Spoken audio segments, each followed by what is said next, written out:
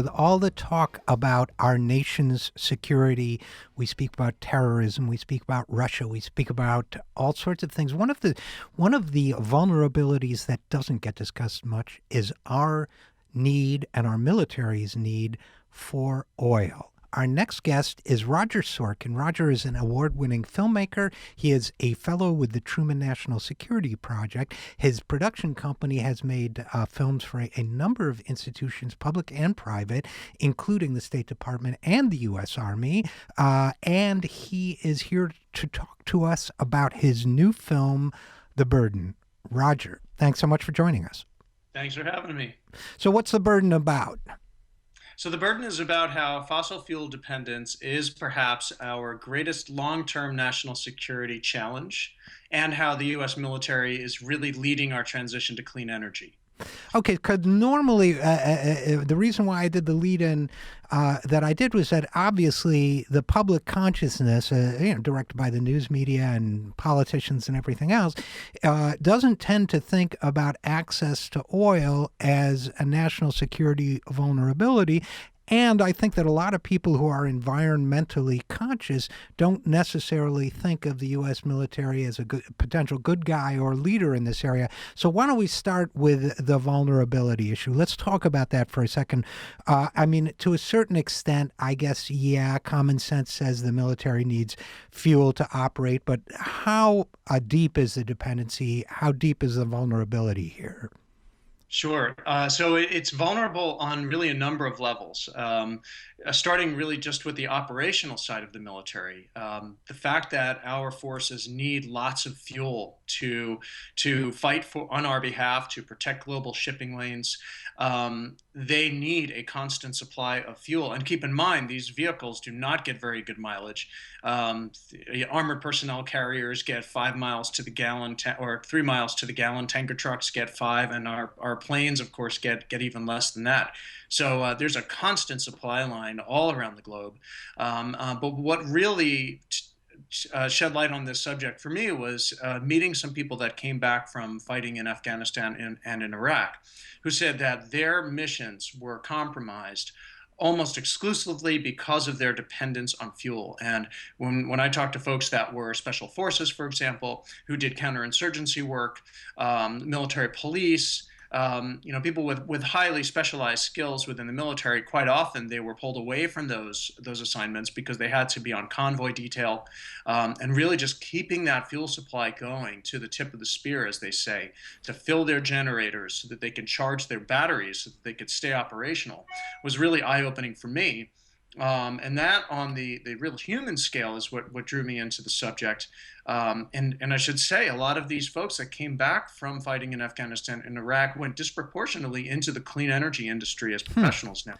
That's interesting. Yeah. And it's bringing back, as you're talking, Roger Sorkin, it's bringing back to me college courses in military history where we were always taught that the supply line is the primary vulnerability of any army. So in this case, if one of the primary resources being delivered by that supply line is fuel, then I can see how that would happen.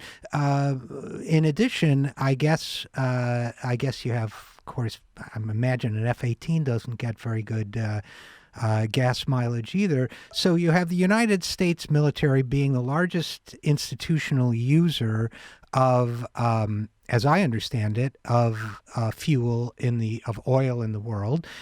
What is the Army doing about it, and first of all, how do you depict this in your film? Let's go there before we go to the potential solutions. How do you cover this in your film?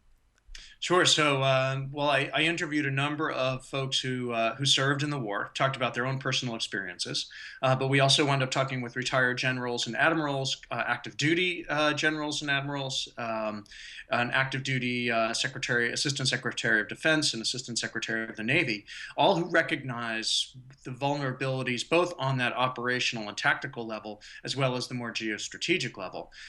They make the case that our dependence as a nation, not just our military, but because we as a nation have a high demand for oil, that keeps the price higher than it should be.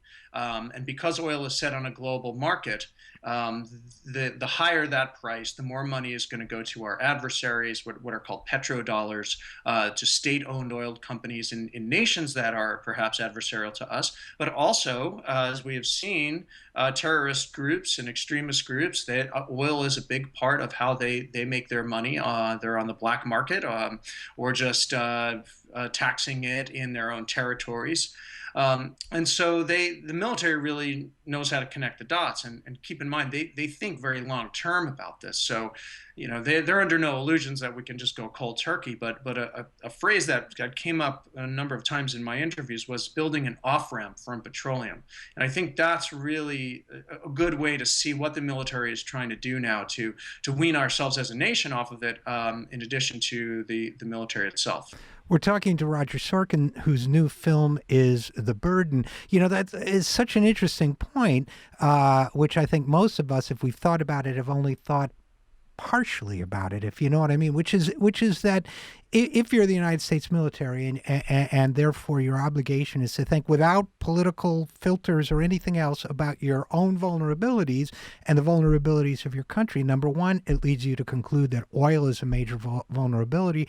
And what you're saying is that where that takes you, if I understand you correctly, where that understanding takes you is to recognizing that, first of all, a lot of oil is sold by nations that may not be our allies, or by non-state actors like ISIS, who are definitely not our allies, and that represents a vulnerability to us. What's more, the fact that we as a nation are so dependent on oil, meaning the non-military United States, that's driving the price up, which increases the military as well as a social vulnerability.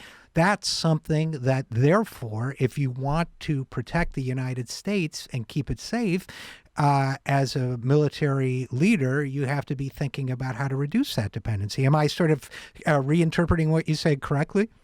Absolutely, yeah. And just a couple of really interesting statistics. We're a fifth. I'm sorry, we're 5% of the world's population, and we use 20% of the world's oil. And so often, one of the points that comes up is, oh well, we're drilling at home. We're fracking in North Dakota, and we've got Alaska, and we've got the Gulf.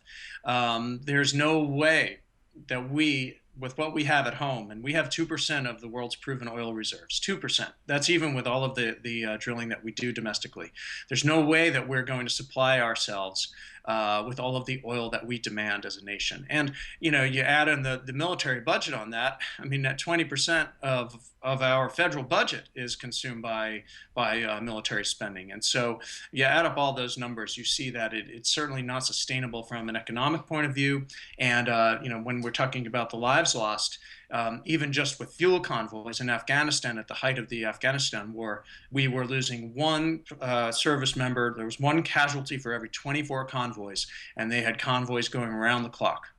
Well, again, these figures are staggering, and they're so important. We're talking to Roger Sorkin, director of The Burden. So, for example, you're telling me if we have 2% of the oil reserves and we use 20% of the world's oil, that means we're using 10 times as much as we ourselves have, which creates an enormous dependency on other countries and therefore vulnerability. So that's huge. And I think I saw in your film that we spent something on the order of $85 billion a year defending oil location. What was it? Can you help me out again with that $85 billion figure?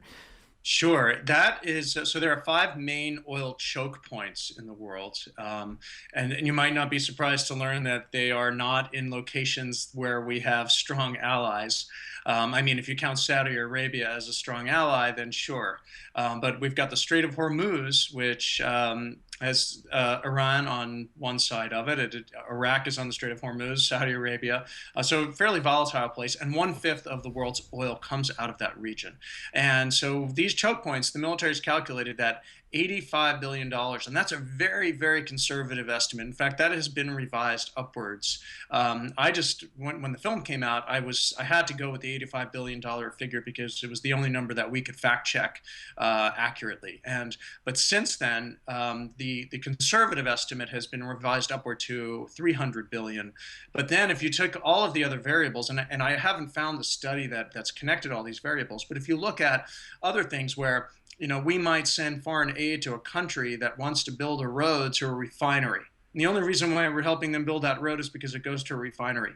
Arguably, that's because we also want to secure the flow of that oil as well. And so, I mean, I've heard estimates that it's as high as 1.5 trillion just to secure the flow of oil around the world. That's not just the choke points, but that's just the global perspective.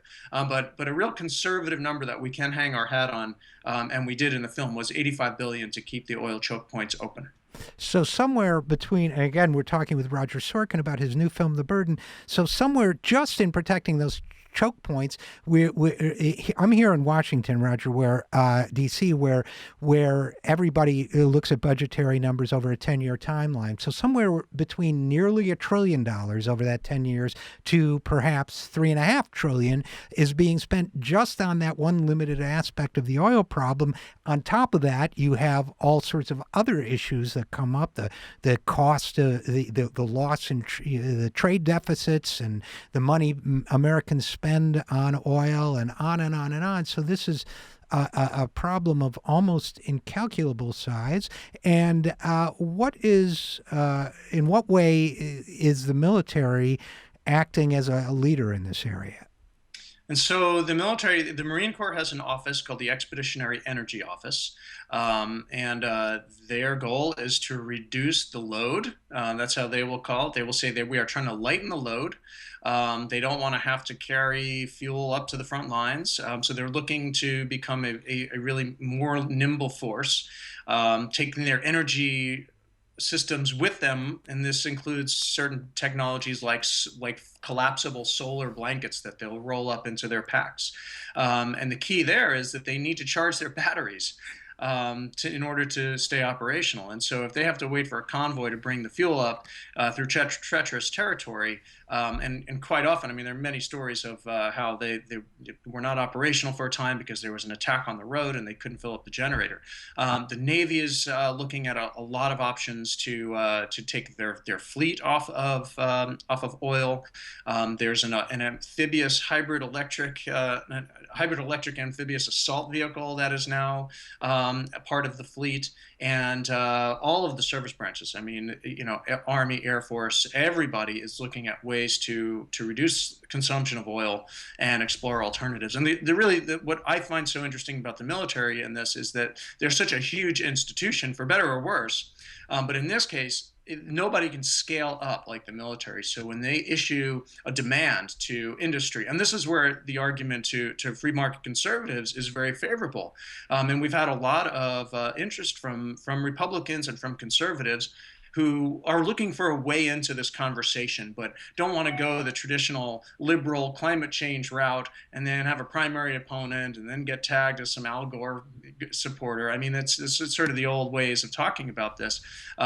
If the military can say we need to get to a certain point by a certain time, and we need our industry partners to design and build these things for us, as they really have always done. I mean, a lot of military innovation crosses over into the civilian sector, as we've seen with GPS, aerospace technologies, computers. A lot of it starts with military need, and then it crosses over. And that's really my hope, is that you take a large institution like the military, give them what they need to set these guideposts. And that's where the policymakers come in. And up till now, they've not done their job on this. But by creating those guideposts, we'll create market certainty, so that industry will then take this capital that's sitting on the sidelines, invest in an R&D, and give the military what they're requesting.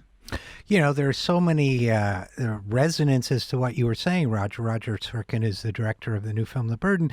I mean, one is, I guess you could say it would be kind of an unfortunate Faustian bargain if we had to have McConnell Douglas and all the other military contractors lead us out of the oil trap that we're in now, but it doesn't necessarily have to be that. It's more about setting the agenda. I think it's more about saying, if I understand correctly, that politically, where conservatives and Republicans in general can't embrace climate change, even if they are concerned about the fate of the planet, that they can certainly embrace the idea of our national security and supporting our military. And if this is a recommendation from our military, that's a way for them to get on board.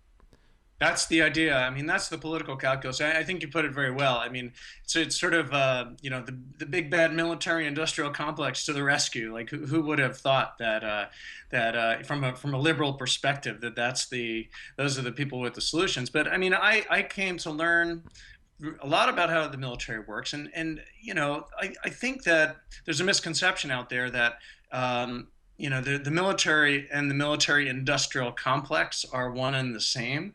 I like to see the military as really just the hammer in the carpenter's toolkit, and it's our policymakers and private industry that are more the carpenters here. And so, if you tell the military this is the mission, then they're going to do the mission. And if you tell industry, well, this is what your client, the Department of Defense, is requesting in their contract, then most industry, I mean, with the exception maybe of a company like Halliburton that also has oil profit interests, those industries are going to step up and just provide without any ideological dog in the fight what the military is requesting.